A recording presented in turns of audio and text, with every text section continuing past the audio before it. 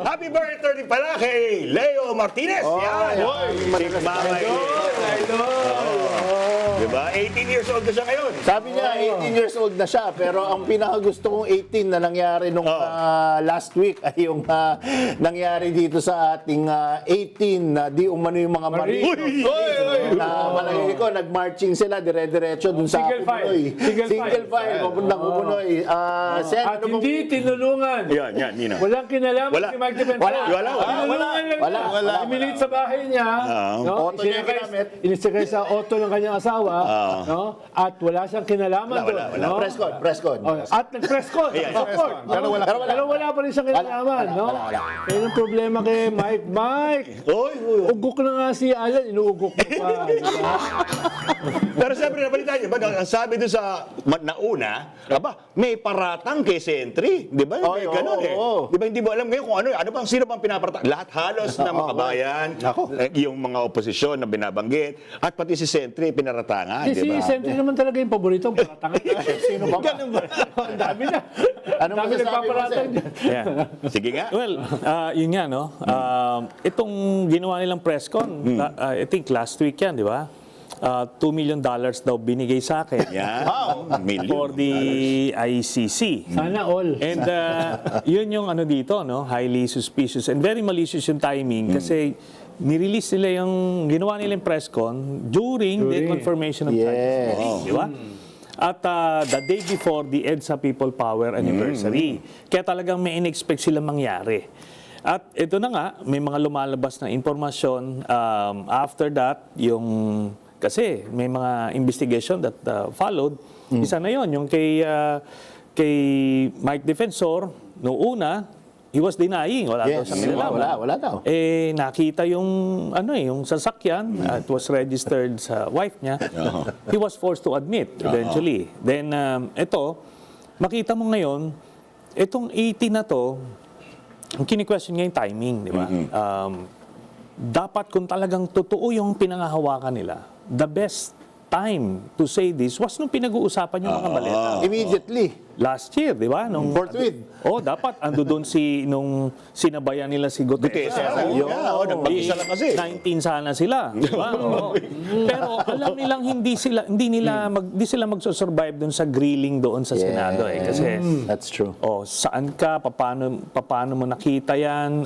Kumaga, talagang it was a cast of characters na pinagtipon-tipon nung mga handlers. Sa press con pa lang nga, pag tinatanong sila, pasa kagad kay Baligod. Baligod na correct. But yun na nga, nagbigay na ng statement yung ICC na deliberate intimidation yan. Absolutely. Meaning, violation yan ng Article 70 ng Rome Statute.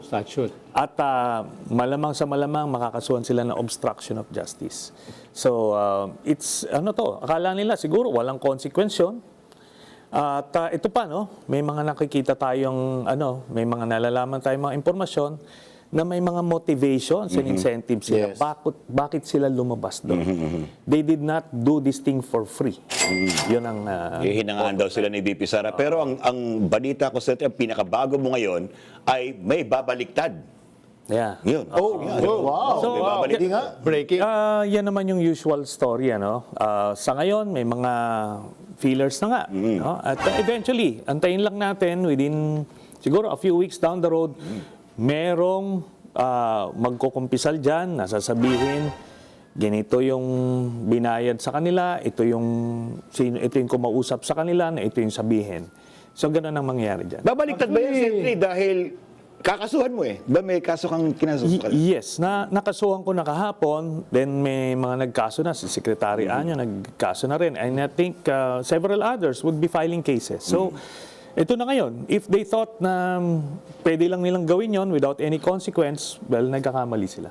Pero kahit mahalaga yung kinasuhan, mahalaga yung merong tetestigo na sila ay binayaran. Pero kahit hindi mangyari yan, parang bumaliktad na si Balikod. Ano meeting? Nagets mo yun? Bumaliktad si Balikod. Dahil yung, ang dami na niyang kinain. Sa mga sinabi niya. No, ako, kumain ako ng konti, nabubulunan ako. Ito, ang daming nilunok. No, talagang bumabara na sa leeg. No? Pero mo, yung maleta ni Laila de Lima. Naging envelope. Biglang naging Paper bag. Naging supot. Supot, tapos naging envelope. Yun, no. Diba? Palit na pilit. Si Laila. Eh kung isa rito, sabihan mo ng ganun, baka maniwala pa ako. No? Pero si Laila de Lima, huwag niyang tanongin sino. No? Okay, Pero si Laila de Lima, di ba? Kaya ang ganda nung sagot ni Laila eh. Walang salita, may dalang maleta. Maleta. At paper bag. Di ba? Ganun ang sagot, di ba? Ikalawa, itong tinanggap daw ni Sentry. Yan. Actually, uminit ang ulo ko nun dahil wala akong nakuha nun. Diba? Palabas pa naman ako ng bansa. Kailangan ko ng dollar. Magpapapalit ka pa nun sa bangko, no? Ayun, binakpedan na rin. Diba? Binakpedan na rin, no? Tapos, pati itong 805 billion no? Belies reason. Na napaka-improbable. Kahit ilagay mo sa mga bag yan, 500 million everyday. Kailangan mo ng mga halos 6 na taon para gawin yan. 6.5 years. Diba? So, Every day, continuous, walang pahinga. Ibig sabihin, marami nang bumabanat, pero mas mahalaga, marami yung pinagtatawanan na sila. Naging Diba? katatawanan na. Sila yung lumulubog sa sarili nilang kumunoy. Yan. Diba? Ang problema, ang baho ng kumunoy. Tapos, may mga kasama pa sila, tumatalon kasama nila. Humahabol pa. Nagkakayaan pa. Humahabol pa, diba? Dito kayo sa Kumunoy. Diba? Isang kabal kasi yan eh. Correct. Isang kabal yan, hindi yan hiwa-hiwalay na grupo. Isang grupo yan. Diba? Pero Sen, how true that they're missing daw? May balita na nawawala na. Ang sabi, Hindi na rumahanap. ang sabi, for security reasons, magtatago muna sila. Parang gano'n. Hindi magtatago daw, magtatago. Magtatago muna sila. Parang gano'n. And yun kasi, pag ginarap kasi sila directly, alam niyo naman, sa mga reporters, talagang very incisive yung mga tanong. Doon nabubutas. Yes, Kaya it's true. yung mga handlers siguro, they figured, ilayo na lang muna natin at nagkakabuli-bulilasuhan na. Kahit yung sariling abogado, hindi kinakaya. Yung mga, Pero hindi bago to, Sentry, kasi di ba nangyari na yun dati?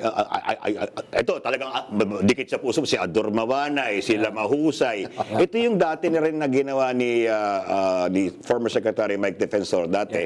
At ito na nga, yung parang may ganyang klaseng sinasabi na dinidirect o may pinupunto. Pero kalaunan, mawawala lang din. Ito ba yung pagiging cycle sa tingin mo mangyayari?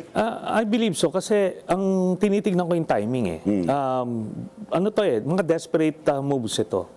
Gusto na nila talagang mag-trigger ng something para una yung sa ICC para masabotage yun, di ba? Tama. And ito na, nagsabi na si Kaufman, gagamitin daw niya allegations. Wow. So probably mag-move siya for a mistrial, di ba? O di para lang ma-delay. Doon naman sa ito impeachment, magsisimula na next week. Mabigat ito, maraming mga sikreto si Sara na ayaw niyang malaman ng publiko. At kaya nila ginagawa ito. Kaso yun na nga, nag-flop as always yung kanilang mga plano. Kabilang ba dyan, Senator, yung mga accounts ng Vice President na pinapabuksan? I think yun mismo ang pinakang mabigat na hindi nila maiwasan. Kasi eventually, while it may have started dun sa allegations ko, but it was already validated by the Ombudsman, pero na-whitewash pa nila yun nung panahon ni Indigo. actually. Pero eventually now, pati AMLAC mismo ang magko-confirm ng mga allegations na ginawa early on.